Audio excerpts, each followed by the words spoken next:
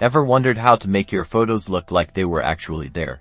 In this quick tutorial, we'll transform a flat image into a seamless part of any wall in Photoshop. First, open both your image and your wall in Photoshop. Select your image layer and grab the Move tool. Drag and drop your image onto your wall document now.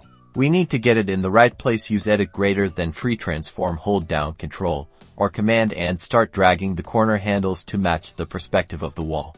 Pay close attention to the lines and angles of your wall. You want your image to follow those same vanishing points. This is crucial for making it look natural. Next, we'll soften the edges. Add a layer mask to your image layer with the brush tool, set to a soft black. Gently paint over the edges of your image. This will help it blend into the wall more subtly.